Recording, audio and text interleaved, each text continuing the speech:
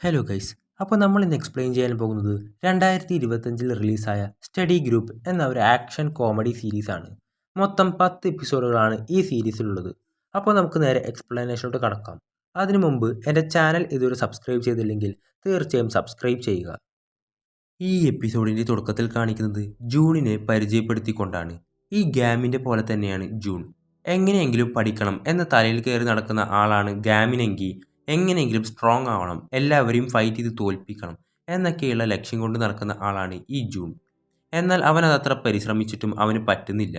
അങ്ങനെ ഇരിക്കുമ്പോഴാണ് രണ്ട് സ്റ്റുഡൻസ് നിനക്ക് സ്ട്രോങ് ആവണമെങ്കിൽ യൂസോങ് ടെക്നിക്കൽ ഹൈസ്കൂളിലോട്ട് പൊക്കൂടെ എന്ന് ചോദിക്കുന്നത് കേൾക്കുന്നത്. ഗാമിനും ഇതുപോലെ തന്നെയാണല്ലോ യൂസോങ്ങിലോട്ട് വന്നത്. ഇവനും അതുപോലെ തന്നെ ഒന്നും ആലോചിക്കാതെ അങ്ങോട്ടേക്ക് വരും. ഇവിടെ വന്ന് കാണുന്നതും അവന് മനസ്സിലാകും തനിക്ക് പറ്റിയ സ്കൂൾ തന്നെയാണെന്ന്. കുറേ പേരെയൊക്കെ തല്ലിത്തോപ്പിച്ച് റാങ്ക് കൂട്ടി, പക്ഷെ ഏതാണ്ട് ഒരു 17ാമത്തെ റാങ്കിൽ അവൻ സ്റ്റക്കാണ്. അത് കടക്കാനായിട്ട് അവൻ എത്ര ഫൈറ്റ് ചെയ്തിട്ടും സാധിക്കുന്നില്ല.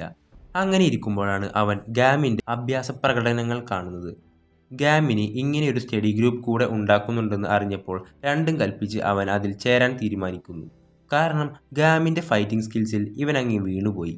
എന്നാൽ ജൂൺ വന്നത് പഠിക്കാനല്ല, ഇവൻ്റെ ഫൈറ്റിങ്ങിലെ റാങ്ക് കൂട്ടാനാണെന്ന് മനസ്സിലാക്കുന്ന ഗാമിൻ സ്റ്റഡി ഗ്രൂപ്പിൽ ജോയിൻ ചെയ്യാൻ സമ്മതിക്കാതെ ഇവനെ പുറത്താക്കുകയാണ്. ഫൈറ്റിങ്ങും ഒരു തരത്തിലൊരു പഠനമല്ലേ എന്നൊക്കെ പറഞ്ഞു നോക്കിയിട്ടും ഇവനെ ഗ്രൂപ്പിൽ ആഡ് ചെയ്യാൻ ഗാമി സമ്മതിക്കുന്നില്ല. എന്നാൽ എങ്ങനെയെങ്കിലും ഇതിൽ കയറി പറ്റാനായിട്ട് ജൂൺ അവസാനം സമ്മതിക്കും, താനും പഠിച്ചോളാം എന്ന്. ഇത് കേൾക്കുന്ന ഗാമിൻ നീ പഠിക്കുവോ, ഉറപ്പല്ലേ എന്ന് ഒന്നുകൂടെ ചോദിച്ച് ഉറപ്പാക്കുമ്പോൾ താൻ പഠിക്കാമെന്ന് ജൂൺ അവന് ഉറപ്പ് കൊടുക്കും. എന്നാൽ പെട്ടെന്ന് ഇവനെ സ്റ്റഡി ഗ്രൂപ്പിലോട്ട് ആഡ് ചെയ്യാൻ ഗാമിൻ റെഡി അല്ലായിരുന്നു. ഇവന് മാത്സിൻ്റെ ഒരു ടെസ്റ്റ് പേപ്പർ കൊടുത്ത് അത് ചെയ്യാൻ വേണ്ടി പറയും. ലീയെ കാണാൻ വേണ്ടി ഇവരെല്ലാവരും കൂടെ ഹോസ്പിറ്റലിലേക്ക് പോവുകയാണ്.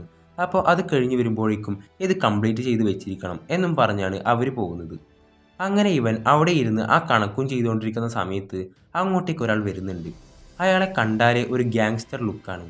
അയാൾ ഇവൻ്റെ അടുത്തേക്ക് വന്ന് നീയാണോ ഗാമിൻ, ചെറിയൊരു ടെസ്റ്റ് ഉണ്ട്, എൻ്റെ കൂടെ വരാൻ പറയും. ടെസ്റ്റോ, എന്ത് ടെസ്റ്റാണെന്ന് ജൂൺ ചോദിക്കുമ്പോൾ 10ാം ക്ലാസ്സിലെ റാങ്ക് 1ൽ നിൽക്കുന്ന ഗാമിൻ നീ തന്നെ അല്ലേ എന്ന് ഗ്യാങ്സ്റ്റർ ഇപ്പോൾ എടുത്തു ചോദിക്കുകയാണ്. ഇത് ഫൈറ്റിങ്ങിൻ്റെ റാങ്കിങ്ങിനെ സംബന്ധിച്ച് എന്തോ ഒന്നാണെന്ന് മനസ്സിലാക്കുന്ന ജൂൺ അതെ താൻ തന്നെയാണ് ഗാമിൻ എന്ന് കള്ളം പറഞ്ഞ് ഇയാളുടെ കൂടെ പോകും. ഇയാളുടെ കൂടെ ജൂൺ കാറിൽ കയറി പോകുന്നത് പാർക്ക് കാണുന്നുണ്ട്. ശേഷം ഹോസ്പിറ്റലിൽ ലീ മിസ്സിനെ കാണാൻ വേണ്ടി ഒരു പോലീസ് ഓഫീസർ എത്തിയിട്ടുണ്ട്. സംസാരം കേട്ടാൽ അറിയാം ഇവർക്ക് മുമ്പ് പരിചയമുണ്ടെന്ന്. കുറേ ആയാലും കണ്ടിട്ട്, ലാസ്റ്റ് ഇയറിൽ ആ കേസ് കഴിഞ്ഞതോടെ പിന്നെ നമ്മൾ കണ്ടിട്ടില്ല.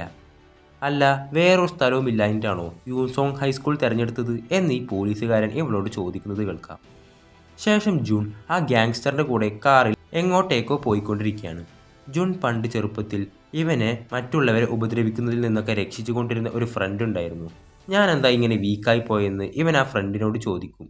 അപ്പോൾ ആ ഫ്രണ്ട് പറയും നീ വീക്കൊന്നുമല്ല, നീ ഇതുവരെയും സ്ട്രോങ് ആയിട്ടില്ല, അത്രയേ ഉള്ളൂ. എനിക്കുറപ്പാണ് ഒരു നാൾ നീ ഭയങ്കര പവർഫുള്ളാകും. അന്ന് ഞാനിപ്പോൾ നിന്നെ പ്രൊട്ടക്റ്റ് ചെയ്ത പോലെ നീ എന്നെ പ്രൊട്ടക്റ്റ് ചെയ്യും എന്നൊക്കെ പറയും. എന്നാൽ അതേ ഫ്രണ്ട് വലുതായപ്പോൾ ഇവനെ ഉപേക്ഷിച്ച് യോൻ ബേഗ് എന്ന് പറയുന്ന ഒരു ഗ്യാങ്ങിൽ പോയി ചേർന്നു. ഇപ്പോൾ ജൂണിനെയും കൂട്ടി ഈ ഗ്യാങ്സ്റ്റർ ഏതോ ഒരു സ്ഥലത്തേക്ക് വരുന്നുണ്ട്. ഇയാളുടെ പേര് ജാങ്കോ എന്നാണ്. ഈ ജാങ്കോ ഇപ്പോൾ ജൂണിനോടായിട്ട് ഇത് റിസർവ് സോൾജേഴ്സിനെ കണ്ടെത്താനുള്ള ഒരു ടെസ്റ്റാണ്. അതായത് യോൺബാക്ക് ഗ്യാങ്ങിലോട്ടുള്ള ബാക്കപ്പ് ഫൈറ്റേഴ്സിനെ കണ്ടെത്താനുള്ള ഒരു ടെസ്റ്റ്. ഇതേ ഗ്യാങ്ങിലോട്ട് തന്നെയാണ് പണ്ടത്തെ ജൂണിൻ്റെ ഫ്രണ്ടും പോയിട്ടുള്ളത്. ഈ ഒരു ടെസ്റ്റിൽ പല സ്കൂളിൽ നിന്നുള്ള ടോപ്പ് 3യിൽ പെടുന്ന ആളുകൾക്ക് പങ്കെടുക്കാം. എന്നാൽ ഒരൊറ്റ പ്രാവശ്യം മാത്രമേ പങ്കെടുക്കാൻ പറ്റൂ. സംഭവം സിമ്പിളാണ്. അവിടെ ഒരു കാറുണ്ട്, ആ കാറിന് മുകളിൽ അതിൻ്റെ കീ ഉണ്ട്, അത് പോയി എടുക്കണം, അത്രയേ ഉള്ളൂ. എന്നാൽ അങ്ങനെ എളുപ്പത്തിൽ എടുക്കാൻ പറ്റില്ല. അതിൻ്റെ മുമ്പിലായിട്ട് നിൽക്കുന്ന 3 അടിച്ചു തോപ്പിക്കണം. അവന്മാരത്ര നിസ്സാരക്കാരല്ല. ഇതിന് മുന്നേ ഇതേ ടെസ്റ്റ് പാസ്സായിട്ടുള്ള ആളുകളാണ്. അതും ക്രിമിനൽ ബാക്ക്ഗ്രൗണ്ടുള്ള നല്ല അസൽ ഫൈറ്റേഴ്സ്. എന്ത് സംഭവിച്ചാലും ആ കാറിൻ്റെ കീ എടുക്കുക, അത്രയേ ഉള്ളൂ. ഇതിൽ നീ പാസ്സാവുകയാണെങ്കിൽ നിന്നെ കാത്തിരിക്കുന്നത് ഒരു സക്സസ്ഫുൾ ലൈഫാണ്.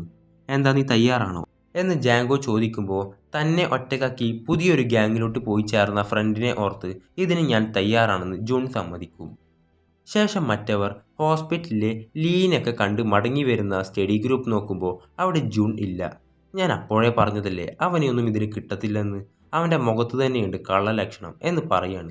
അപ്പോഴാണ് ഗാമിൻ ജൂൺ ചെയ്തു വെച്ച ആ ടെസ്റ്റ് പേപ്പർ നോക്കുന്നത്. ഇതേ സമയം തന്നെ ഇവരുടെ അടുത്തേക്ക് ധൃതിയിൽ പാർക്കും വരുന്നുണ്ട്. അവിടെ ടെസ്റ്റിന് തയ്യാറായ ജൂൺ 8 നിലയിൽ പൊട്ടി എല്ലാവരുടെയും തല്ലും വാങ്ങിക്കൂട്ടും. യൂസോങ് സ്കൂളിൽ ഉള്ളവർക്ക് ഞാൻ ഇത്തിരി കൂടെ ക്വാളിറ്റി പ്രതീക്ഷിച്ചു. നീയൊക്കെ ഇത്രയേ ഉള്ളൂ. ഇനി ആ റാങ്ക് 1ൽ നിൽക്കുന്ന ഗാമിൻ നീ തന്നെ അല്ലേ? ടെസ്റ്റിൽ നീ പാസ്സായില്ലെന്ന് മാത്രമല്ല ഗാമിനാണെന്ന് പറഞ്ഞ് ഞങ്ങളെ പറ്റിക്കുകയും ചെയ്തു. അപ്പം ഞങ്ങളുടെ സമയം വേസ്റ്റാക്കിയതിന് എന്തായാലും ശിക്ഷയുണ്ടെന്നും പറഞ്ഞ് നിൽക്കുമ്പോഴാണ് ഇവൻ്റെ നേരെ ഏതോ ഒരു ബോട്ടിൽ വരുന്നത്. അത് ജാങ്കോ പെട്ടെന്ന് ക്യാച്ച് ചെയ്യും. ആരാ തൻ്റെ നേരെ ഇത് എറിഞ്ഞത് എന്ന് നോക്കുമ്പോഴാണ് ഗാമിനും ജീവുവും പാർക്കും കൂടെ അങ്ങോട്ടേക്ക് കടന്നു വരുന്നത്. ഗാമിനാണെങ്കിൽ ജൂണിൻ്റെ ടെസ്റ്റ് പേപ്പറും പൊക്കി പിടിച്ചുകൊണ്ടാണ് വരുന്നത്. ജൂൺ, സ്റ്റഡി ഗ്രൂപ്പ് ടെസ്റ്റ് നീ പാസ്സായി എന്നും പറഞ്ഞാണ് വരുന്നത്.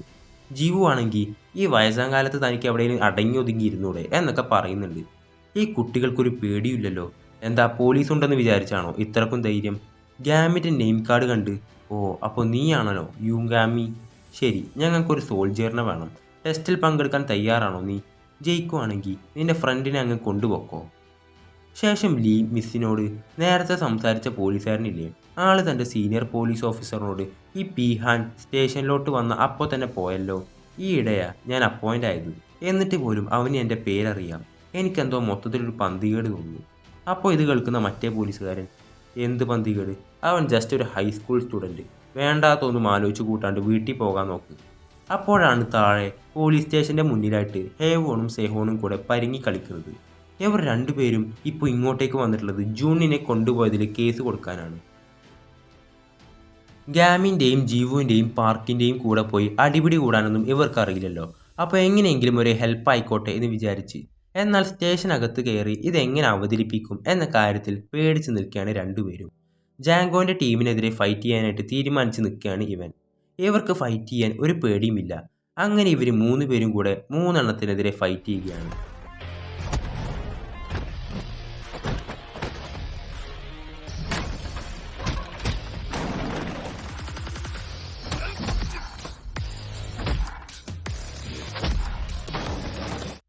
പാർക്കും ജീവുവും അവരുടെ കൂടെ പിടിച്ചു നിൽക്കാൻ കുറച്ച് പാടുപെടുന്നുണ്ട്. ഇത് മനസ്സിലാക്കി ഗാമിൻ അവരെ ഹെൽപ്പ് ചെയ്യുന്നുണ്ട്. ഇതിലെ കുറച്ച് പ്രശ്നമെന്ന് പറഞ്ഞാൽ ആ ജാങ്കോയെ തോൽപ്പിക്കാനാണ്. ഗാമിൻ്റെ അടവൊന്നും അങ്ങനെ അവൻ്റെ അടുത്ത് ഏൽക്കുന്നില്ല. അങ്ങനെ ആ 3 എണ്ണത്തിനെയും അടിച്ചു തോൽപ്പിച്ച് നിൽക്കുന്നു. ഇവരെ കാണുമ്പോൾ എന്തായാലും നിങ്ങളുടെ ക്ലബ്ബ് അടിപൊളിയാണെന്ന് പറയുകയാണ് ജാങ്കോ. അപ്പോൾ ഇത് കേൾക്കുന്ന ഗാമിൻ, ഇതൊരു ക്ലബ്ബല്ല, ഇതൊരു സ്റ്റഡി ഗ്രൂപ്പാണ്, നിനക്കറിയോ, ഇവൻ നീയാണെന്നും കള്ളം പറഞ്ഞ് ഈ ടെസ്റ്റിൽ പങ്കെടുത്താണ്, അവൻ നേരെ ചൊവ്വ ഫൈറ്റ് ചെയ്യാൻ പോലും അറിയില്ല, എന്തായാലും ഇവൻ നിന്റെ വഴിക്കൊരു തടസ്സമായിരിക്കും എന്ന് ജാങ്കോ പറയുമ്പോൾ ഗാമി പണ്ടത്തെ ഒരു കാര്യം ആലോചിക്കുകയാണ്. പണ്ട് മെയിനായിട്ട് ഇവന് ഓരോ അടവുകളെല്ലാം പഠിപ്പിച്ചു കൊടുത്തിരുന്നത് ഇവൻ്റെ അങ്കിളാണ്. ഇപ്പോൾ ഇവനാണെങ്കിൽ ഏതോ ഒരു ടെക്നിക്ക് അങ്കിളിൻ്റെ മേലെ യൂസ് ചെയ്യുമ്പോൾ ഇനി നീ ആ ടെക്നിക്ക് യൂസ് ചെയ്യല്ലേ എന്ന് പറയുകയാണ് അങ്കിള്. ഇപ്പോൾ ഗാമിനാണെങ്കിൽ അവൻ്റെ അങ്കിളിന് അവൻ്റെ ആൻസർ ഷീറ്റ് കാണിച്ചു കൊടുക്കും. ഇപ്രാവശ്യം എക്സാമിന് അവന് മാർക്ക് കുറവാണ്, ഞാൻ എത്ര കഷ്ടപ്പെട്ട് പഠിച്ചിട്ടും എന്താ എൻ്റെ മാർക്ക് കൂടാത്തത് എന്നിവൻ ചോദിക്കുമ്പോൾ അങ്കിൾ പറയും, നിന്റെ കയ്യിൽ അതിൽ ഏതെങ്കിലും ഒരെണ്ണം വേണമായിരുന്നു, അത് നിന്നെ ഒരുപാട് ഹാർഡ് വർക്ക് ചെയ്യാൻ പ്രേരിപ്പിക്കും, അത് നിന്നിൽ ഒരുപാട് ചേഞ്ചസ് ഉണ്ടാക്കും. ഇത് കേട്ട ആകാംക്ഷയിൽ ഗാമിനാണെങ്കിൽ സഹിക്കാൻ പറ്റുന്നില്ല, അതെന്താണെന്ന് അവൻ ഇങ്ങനെ ചോദിച്ചുകൊണ്ടിരിക്കുകയാണ്. എന്നാൽ അങ്കിൾ അതെന്താണെന്ന് പറയുന്നത് നമ്മളെ കാണിക്കുന്നില്ല. ഇന്ന് ജൂൺ കംപ്ലീറ്റ് ചെയ്ത മാച്ചിൻ്റെ പേപ്പർ കാണുമ്പോൾ അങ്ങനെ ഫൈനലി ഞാൻ ഒരാളെ കണ്ടുപിടിച്ചു എന്ന് ഗാമി പറയുന്നത് കേൾക്കാം. ജൂൺ എപ്പോഴും നിനക്കൊരു തലവേദന ആയിരിക്കും എന്നൊക്കെ പറയുന്ന ജാങ്കോയോട് അവനൊരിക്കലും എൻ്റെ വഴിക്ക് തടസ്സമല്ല, എനിക്ക് എതിരാളിയേക്കാൾ മുകളിലാണ് അവൻ. ഇത് ഗാമിൻ പറയുന്നത് കേൾക്കുമ്പോൾ ജൂണിന് ഓർമ്മ വരുന്നത് ഇവനെ പകുതിക്ക് വെച്ച് ഇട്ടേച്ചു പോയ ഫ്രണ്ടിനെയാണ്. ഞാൻ നിന്നെ എതിരാളിയായി പോലും കണ്ടിട്ടില്ല എന്ന് പറയുന്നതാണ് അവന് ഓർമ്മ വരുന്നത്. ഇപ്പോൾ ഗാമിൻ ജാങ്കോയോട് പറയും, ഞാൻ എന്തായാലും ആ ടെക്നിക്ക് നിന്നിൽ യൂസ് ചെയ്യാൻ തീരുമാനിച്ചു, ഈ ടെക്നിക്ക് കുറച്ച് അപകടമായതുകൊണ്ട് അങ്കിൾ എന്നോട് യൂസ് ചെയ്യണ്ട എന്ന് പറഞ്ഞിട്ടുണ്ട്. കുട്ടികൾ അപകടങ്ങൾ കൊണ്ട് കളിക്കരുതെന്ന് ജാങ്കോ പറയുമ്പോൾ അതിന് അപകടം എനിക്കല്ല നിനക്കാണെന്നും പറഞ്ഞ് ഗാമിൻ ഇവൻ്റെ മേലെ ടെക്നിക്ക് അങ്ങ് പ്രയോഗിക്കുകയാണ്. ആ മതിലും കൂട്ടി അവൻ അടിച്ച് ശരിയാക്കും. ഇവൻ്റെ ഈ ടെക്നിക്കിൽ ജാങ്കോയും അടിപതറിപ്പോകും. അങ്ങനെ അവനെയും തോൽപ്പിച്ച് നിൽക്കുമ്പോഴാണ് ഇവരുടെ മുന്നിൽ കിടക്കുന്ന കാറിൻ്റെ ലൈറ്റ്സ് ഓൺ ആകുന്നത്.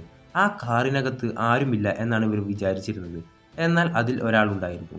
ആ കാർ നേരെ ഇപ്പോൾ ഗാമിൻ്റെ നേരെയാണ് പാഞ്ഞു വരുന്നത്. പെട്ടെന്ന് ജൂൺ ഓടി വന്ന് ഗാമിനെ പിടിച്ചു മാറ്റുകയാണ്. ജൂണിനെ വണ്ടി ഇടിക്കാതിരിക്കാൻ വേണ്ടി ഗാമിനും അവനെ പിടിച്ചു മാറ്റുന്നു. ആ കാറിൽ നിന്ന് ഇപ്പോൾ ഒരു തൊപ്പി വെച്ച ചെറുക്കൻ ഇറങ്ങി വരും. ഇവൻ്റെ പേര് മിൻഹാൻ എന്നാണ്. ഇവനിപ്പോൾ ഗാമിനോട് പറയും, നിനക്ക് ശരിക്കും ഒരു റിസർവ് ആർമി മാനേജർ ആവാൻ പറ്റും, അതിനുള്ള കപ്പാസിറ്റി ഞാൻ നിന്നിൽ കാണുന്നുണ്ട്, നീ ഞങ്ങളുടെ കൂടെ വന്ന് ജോയിൻ ചെയ്യുന്നു. അല്ലെങ്കിലും യൂസോങ് ഹൈസ്കൂളിൽ നിന്ന് തോറ്റവന്മാരൊക്കെ എന്ത് ചെയ്യാനാ എന്ന് പറയുമ്പോൾ ജൂണിനെയും എടുത്തു പിടിച്ച് ഞങ്ങൾ ഒരുമിച്ച് കോളേജിലേക്ക് പോകുമെന്ന് പറയുകയാണ്. അപ്പോഴാണ് മിൻഹാൻ അവിടെ നിൽക്കുന്ന പാർക്കിനെ ശ്രദ്ധിക്കുന്നത്. ഓ, നീയും ഈ സ്കൂളിലാണോ പഠിക്കുന്നത്? ശവമടക്കിന്റെ പൈസ അടക്കാൻ വേണ്ടി നീ അവിടെ പോയി ചേർന്നോ അതോ സ്വന്തം താല്പര്യത്തിലോ? ഇത് കേട്ട് ദേഷ്യത്തിൽ പാർക്ക് ഇവനെ അടിക്കാൻ ചെല്ലുന്നതും ഈ മിൻഹാൻ ആ കാറും എടുത്ത് അവിടെ നിന്ന് പോകും. ഇവനെ വിടാതെ ബൈക്കും എടുത്ത് പാർക്കും ഒപ്പം അവനെ ഫോളോ ചെയ്യുന്നു. ഇവർ അങ്ങനെ ധൃതിയിൽ പോകുന്ന സമയമായിരിക്കും പോലീസുകാരെ കൊണ്ട് സെയ്ഹോണും ഹേവോണും കൂടെ അങ്ങോട്ടേക്ക് വരുന്നത്. പോലീസുകാർ ജാങ്കോയെ ഉൾപ്പെടെ ആ റൗഡികളെല്ലാം അറസ്റ്റ് ചെയ്യുന്നു. ജൂണിനെ ആംബുലൻസിലെ ഹോസ്പിറ്റലിലേക്ക് മാറ്റും. നിങ്ങൾ ഹൈസ്കൂൾ സ്റ്റുഡൻസ് യോൻബോ ഗ്യാങ്ങിൽ ഒരു മെമ്പറിനെ പിടിച്ചു എന്ന് നമ്മുടെ പോലീസുകാരൻ അതിശയത്തിൽ ചോദിക്കുമ്പോൾ ഞങ്ങൾ ചെയ്തൊരു വലിയ കാര്യമല്ലേ, എന്നിട്ട് ഞങ്ങൾക്ക് പാരിതോഷികമൊന്നും തരുന്നില്ലേ, എന്തെങ്കിലും കിട്ടുമായിരുന്നെങ്കിൽ അത് ഞങ്ങൾക്ക് കോളേജ് അഡ്മിഷന് യൂസ് ചെയ്യാമായിരുന്നു, മെഡലൊന്നുമില്ലേ എന്ന് ചോദിക്കുന്ന ജീവനോട് അവൾക്കിനി മെഡലും കൂടെ കിട്ടാത്തതിൻ്റെ കുറവേ ഉള്ളൂ. എന്തായാലും ഇനി എന്തെങ്കിലും പ്രശ്നം ഉണ്ടാവുകയാണെങ്കിൽ അപ്പോൾ തന്നെ എന്നെ വിളിക്കണം, ഞാൻ അപ്പോൾ തന്നെ അങ്ങോട്ടേക്ക് വരാം എന്നും പറഞ്ഞ് കാർഡും കൊടുത്താണ് ഈ പോലീസുകാരൻ പോകുന്നത്. അങ്ങനെ പോലീസുകാരൻ പോയി കുറച്ച് കഴിയുമ്പോൾ ഇവരെല്ലാവരും ഗ്യാമിനെ നോക്കുമ്പോൾ കാണുന്നില്ല. അവൻ ആരോടും പറയാൻ പോലും നിൽക്കാതെ വീട്ടിലോട്ട് വരാനുള്ള ബസ്സിൽ കയറിപ്പോയിട്ടുണ്ടാവും. കാരണം ഇവന് അമ്മ ഒരു പ്രത്യേക ടൈം ടേബിളൊക്കെ കൊടുത്തിട്ടുണ്ട്, അതനുസരിച്ച് കറക്റ്റ് സമയത്ത് വീട്ടിൽ കയറണം. എൻ്റെ ഫ്രണ്ടിന് ഒരു അപകടം പറ്റിയത് കൊണ്ടാണ് ഇനി ഞാൻ ലേറ്റ് ആവില്ല എന്നൊക്കെ ഇവൻ അമ്മയെ വിളിച്ച് പറയുമ്പോൾ നീ എനിക്ക് തന്ന പ്രോമിസ് മറന്നിട്ടില്ലല്ലോ, ഇനി ഒരിക്കലും ഇത് ആവർത്തിക്കരുത് എന്ന് പറയുകയാണ് ഇവൻ്റെ അമ്മ. രാത്രി ഗ്യാമിൻ പഠിച്ചുകൊണ്ടിരിക്കുന്ന സമയത്താണ് ഫോണിലേക്ക് തുരുതുരാ മെസ്സേജ് ഇവർ സ്റ്റഡി ഗ്രൂപ്പ് ഗ്യാങ് എല്ലാം കൂടി ഇടുന്നത്. ഇപ്പോൾ ഒരു ഗ്രൂപ്പ് ഉണ്ടാക്കിയിരിക്കുകയാണ്, അതിൽ നിന്നാണ് ഈ മെസ്സേജ് ഒക്കെ വരുന്നത്. ഹോസ്പിറ്റൽ കിടക്കയിൽ കിടന്ന് ജൂണും മെസ്സേജ് അയക്കുന്നുണ്ട്. ഇപ്പോൾ 5 ആൾക്കാരെ കിട്ടി, സ്റ്റഡി ഗ്രൂപ്പ് കംപ്ലീറ്റ് ആയി, ഇനിയിപ്പോൾ നമ്മളെന്താ ചെയ്യാൻ പോകുന്നത് എന്ന് ചോദിക്കുകയാണ് ആ ഗ്രൂപ്പിലുള്ള എല്ലാവരും. അങ്ങനെ നെക്സ്റ്റ് ഡേ തൊട്ട് ഇവർ പഠിക്കാൻ ആരംഭിക്കും. അങ്ങനെ ഈ 5 എണ്ണം കൂടി ഒരു ദിവസം ക്ലാസ്സിലോട്ട് വരുമ്പോൾ ഡിസിപ്ലിനറി കമ്മിറ്റി മെമ്പേഴ്സായ ഗുജിനും കൂട്ടരും ഇവരെ തടയും. ഇവർക്കെതിരെ എന്തെങ്കിലും ഒരു കാരണം കിട്ടാൻ വേണ്ടി നോക്കി നടക്കുകയാണല്ലോ, ഇത് ഇപ്പോഴും വിൻ്റർ സീസൺ അല്ലേ, നിങ്ങളത് ജാക്കറ്റ് ധരിക്കാത്ത എന്ന് ചോദിച്ച് ഇവരെ ചോദ്യം ചെയ്തുകൊണ്ടിരിക്കുകയാണ്. ഇത് കേട്ട് ജീവുവിനൊക്കെ നല്ല ദേഷ്യം വരുന്നുണ്ട്. അവളിങ്ങനെ കൺട്രോൾ ചെയ്ത് നിൽക്കുകയാണ്. എന്നാൽ ജാക്കറ്റ് താൽക്കാലികമല്ലേ, അത് ഉപയോഗിച്ചില്ല എന്ന് വെച്ച് കുഴപ്പമൊന്നുമില്ലല്ലോ എന്ന് ചോദിച്ച് ഇവരുടെ അടുത്തേക്ക് വരികയാണ് മിസ് ലീ. അവൾ ഹോസ്പിറ്റലിൽ നിന്ന് ഡിസ്ചാർജായി. കുറച്ച് ദിവസങ്ങൾ കഴിഞ്ഞ് ലീയെ കാണുന്ന സന്തോഷത്തിലാണ് സ്റ്റഡി ഗ്രൂപ്പ്. ഇപ്പോൾ 5 മെമ്പേഴ്സ് ആയതുകൊണ്ട് തന്നെ മിസ് ഇപ്പോൾ നേരെ പോയി പ്രിൻസിപ്പാളിൻ്റെ മെമ്പേഴ്സിൻ്റെ പേരും ഡീറ്റെയിൽസും എല്ലാം സബ്മിറ്റ് ചെയ്യും. എന്നിട്ട് പേപ്പേഴ്സ് നോക്കിക്കൊണ്ടിരിക്കുമ്പോൾ ആ പേപ്പറിന് ഒരു സെക്കൻഡ് പേപ്പറും കൂടി ഉണ്ടെന്ന് പറയും. എന്നാൽ അത് കാണുന്നതും ഈ പ്രിൻസിപ്പൾ ഇത്തിരി വയലൻ്റ് ആവും. ഇതെന്ത് നോൺസെൻസ് ആണെന്ന് ചോദിച്ച്. അത് പീഹാനെതിരെയുള്ള ഒരു കംപ്ലൈൻ്റ് ആയിരുന്നു. ഈ ഒരു പേപ്പർ കാണുമ്പോൾ ഈ പ്രിൻസിപ്പളിനെ പണ്ട് ഇതുപോലെ ഒരു ടീച്ചർ ഇയാളുടെ അടുത്ത് വന്ന് സാർ, നിങ്ങൾ പീഹാനെ ഇങ്ങനെ വിട്ടുകളയാനാണോ തീരുമാനിച്ചിരിക്കുന്നത്, ഒരു ഡിസിപ്ലിനറി കമ്മിറ്റിയും വിളിച്ച് ചേർക്ക് എന്ന് പറഞ്ഞ കാര്യം അയാൾക്ക് ഓർമ്മ വരും. ഇപ്പോൾ ലീ വന്ന് സ്റ്റഡി ഗ്രൂപ്പിനോട് ഇവരുടെ സ്റ്റഡി ഗ്രൂപ്പ് ഒഫീഷ്യലി അപ്രൂവ് ചെയ്തെന്നും നമ്മൾ എന്തൊട്ട് ആക്ടിവിറ്റീസ് സ്റ്റാർട്ട് ചെയ്യും എന്നുള്ള കാര്യവും പറയും. അപ്പോൾ അതിനുവേണ്ടി ഇവരെ സിയോളിലുള്ള വേറൊരു സ്കൂളിലേക്ക് കൊണ്ടുപോകാൻ തീരുമാനിച്ചിരിക്കുകയാണ്. അവിടെ ഇവരെ പോലെയുള്ള സ്റ്റഡി ഗ്രൂപ്പിലെ മെമ്പേഴ്സിനോട് സംസാരിച്ച് അവരുടെ എക്സ്പീരിയൻസ് എല്ലാം മനസ്സിലാക്കാൻ വേണ്ടിയാണിത്. ഇവർ ഉള്ളത് ഒരു നാട്ടിൻപുറത്തെ സ്കൂളിലാണ്. പട്ടണത്തിലെ സ്കൂളിലേക്ക് പോകുന്നതിൽ വലിയ എക്സൈറ്റഡ് ആയിട്ട് വരുന്ന ഇവരാണെങ്കിൽ ടൂറിന് പോകുന്ന പോലെ ഡ്രസ്സൊക്കെ ചെയ്താണ് വരുന്നത്. ജുൺ ആണ് അതിൽ ഏറ്റവും വലിയ സെറ്റപ്പിൽ വരുന്നത്. ഇവരുടെ സ്ഥലം പ്രൊമോട്ട് ചെയ്യാൻ വേണ്ടി അതിൻ്റെ പേരിൽ എഴുതിയ കൊടിയൊക്കെ പിടിച്ചാണ് വരുന്നത്. ഇവരെ കണ്ട് വഴിയിലൂടെ നടന്നു പോകുന്നവരൊക്കെ കളിയാക്കി ചിരിക്കുന്നുണ്ട്. ഇപ്പോൾ അതുവഴി പോകുന്ന 2 എണ്ണത്തിൻ്റെ തലയിൽ ജൂണിൻ്റെ ഈ കൊടിയൊന്ന് തട്ടുന്നുണ്ട്. ശേഷം ലീ ആണെങ്കിൽ ഗാം എവിടെ എന്ന് ചോദിക്കുമ്പോൾ ഓ, അത് പറയാതിരിക്കുന്നതാണ് ഭേദം. പുതിയ സ്കൂളിൽ പോയി സ്റ്റഡി ഗ്രൂപ്പിനെ മീറ്റ് ചെയ്യുന്നതിൻ്റെ എക്സൈറ്റ്മെൻറ്റിൽ അവൻ ഇന്നലെ ഉറങ്ങാതെ കിടന്നുറങ്ങിയത് ഇന്ന് രാവിലെയാണ്. ഇപ്പോൾ ബസ്സും വിളിച്ച് വരുന്നുണ്ട് എന്ന് ജീവു പറയുമ്പോൾ നമ്മൾ അതിന് അത്രയ്ക്ക് വലിയ സ്ഥലത്തോട്ടൊന്നുമല്ലല്ലോ പോകുന്നത് എന്ന് പറഞ്ഞിരിക്കുകയാണ് ജൂൺ. എന്നാൽ ലീ ഇവരെയും കൂട്ടിക്കൊണ്ട് വന്നിരിക്കുന്നത് ഒരു വലിയ സ്കൂളിലേക്ക് തന്നെയാണ്. അതായത് സിയോളിൽ തന്നെ ഭയങ്കര ഫേമസ് ആയ ഒരു സ്കൂൾ. ആ സ്കൂൾ കണ്ടതും ഇവരുടെ കിളിയൊക്കെ പോകും. അവിടുത്തെ ഒരു സാർ ലീ മിസ്സിൻ്റെ ഫ്രണ്ടാണ്. മാനിൽ ഹൈ എന്നാണ് ഈ സ്കൂളിൻ്റെ പേര്. മാനിൽ ഹൈയിലോട്ട് നേരിട്ട് വരാൻ വേണ്ടി സ്റ്റഡി ഗ്രൂപ്പിൽ ഗാമിന് ഒരു മെസ്സേജ് അയച്ചിട്ടുണ്ടെന്ന് പറയും. മിസ്സിൻ്റെ ഫ്രണ്ട് അവർക്ക് അവിടുത്തെ സ്റ്റഡി ഗ്രൂപ്പിനെ പരിചയപ്പെടുത്തി കൊടുക്കുകയാണ്. കണ്ടാൽ അറിയാം, അതിലുള്ളവർ മൊത്തം നല്ല പഠിപ്പിച്ച ടീംസാണ്. ഇവരെ കണ്ടിട്ട് അവർ മൈൻഡ് പോലും ചെയ്യുന്നില്ല. ഇവരുടെ സ്റ്റഡി ഗ്രൂപ്പിലെ ജുമിൻ എന്ന് പറയുന്ന ഒരു പയ്യൻ വന്നിട്ടില്ല. ഇവരുടെയിലാണെങ്കിൽ ഗ്യാമിനും വന്നിട്ടില്ലല്ലോ. എന്നാൽ ശരി, 2 കൂട്ടരും വരുന്നത് വരെ ഇവരോട് എന്തെങ്കിലും സംസാരിച്ചിരിക്കാൻ പറയും. ഇനി സ്കൂളിലെ കുട്ടികളാണെങ്കിൽ ഇവരോടൊന്നും മിണ്ടുന്നില്ല. അവർ ഫുൾ പഠിച്ചുകൊണ്ടിരിക്കുകയാണ്. അപ്പോഴാണ് ജുൺ നീ ഗാമിന് മെസ്സേജ് അയച്ചിട്ടില്ലേ എന്ന കാര്യം ചോദിക്കുന്നത്. ഞാൻ ഗ്രൂപ്പ് ചാറ്റിൽ അയച്ചിട്ടുണ്ടെന്ന് ജീവു പറയുമ്പോൾ അത് എടുത്തു നോക്കുകയാണ്. അവൾ മാനിൽ ഹൈയിലോട്ട് നേരിട്ട് വാ എന്നുള്ളതിന് പകരം മാനിക് ഹൈ എന്നാണ് ഇവൾ അറിയാതെ ടൈപ്പ് ചെയ്തിട്ടുള്ളത്. ഇത് വായിച്ച് ഇവൻ എങ്ങാനും മാനിക് ഹൈയിലോട്ട് പോയാൽ കോമഡി ആയിരിക്കുമല്ലേ എന്ന് പറഞ്ഞ് ജുൺ നിൽക്കുമ്പോൾ അതിനങ്ങനത്തെ സ്കൂളൊന്നും ഉണ്ടാവാനേ വഴിയില്ല എന്ന് പറഞ്ഞ് നിൽക്കുകയാണ് ജീവു. എന്നാൽ ഇവർക്ക് തെറ്റി. അങ്ങനെ ഒരു സ്കൂൾ ഉണ്ടായിരുന്നു. ആ സ്കൂളിലേക്ക് തന്നെയാണ് ഗാമി വന്നിരിക്കുന്നതും. ഇത് തന്നെയായിരിക്കും അവൾ പറഞ്ഞ സ്കൂൾ എന്ന് വിചാരിച്ച് അവൻ അതിൻ്റെ ഉള്ളിലോട്ട് കയറിപ്പോകുന്നത് കാണിച്ചുകൊണ്ടാണ് ഈ എപ്പിസോഡോട് അവസാനിക്കുന്നത്. അപ്പോൾ അടുത്ത എപ്പിസോഡ് ഉടൻ വരുന്നതാണ്. ആ എപ്പിസോഡുകളെല്ലാം മിസ്സാവാതിരിക്കാനായി ഈ ചാനൽ ഒന്ന് സബ്സ്ക്രൈബ് ചെയ്യുക.